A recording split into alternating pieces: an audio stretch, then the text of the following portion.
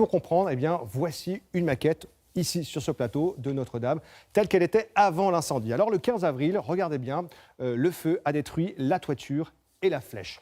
En tombant, eh bien, cette flèche a éventré la voûte à 3 endroits différents que vous allez voir ici en rouge.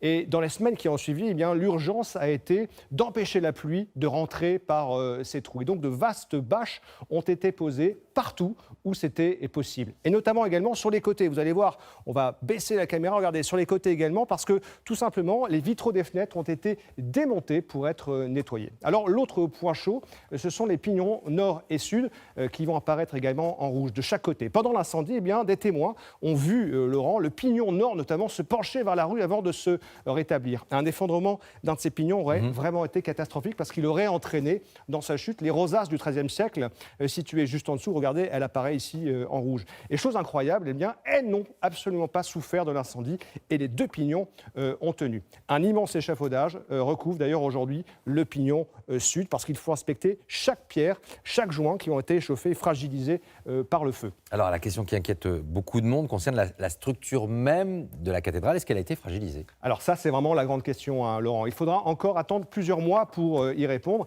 Par exemple, pour les célèbres arcs-boutants que vous allez voir ici également en rouge, vous voyez, on les a vus d'ailleurs dans le sujet de Sophie Brune, ils ont 800 ans et ils soutiennent toute la structure de la cathédrale. Et donc chacun, vous l'avez vu également, a été renforcé d'un énorme cintre en bois. Et puis, il y a également le gros morceau. Regardez, on va passer au-dessus de la cathédrale. C'est l'échafaudage de 300 tonnes qui a été installé d'ailleurs autour de la flèche avant l'incendie. Et il a en partie fondu. Voilà, il est ici cet échafaudage, vous voyez ici. Il faut absolument l'enlever tout en prenant garde de ne pas provoquer de nouveaux dégâts. Et c'est vraiment la partie la plus compliquée. Pour y arriver, eh bien, il faut construire autour un nouvel échafaudage encore plus grand qui sera bâché. Ça ressemblera peut-être à du Christo.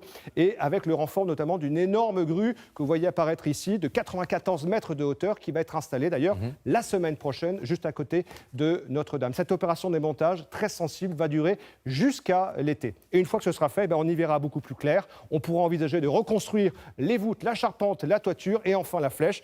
Est-ce que ce sera identique? Combien de temps ça prendra? Pour l'instant, il est trop tôt pour le dire.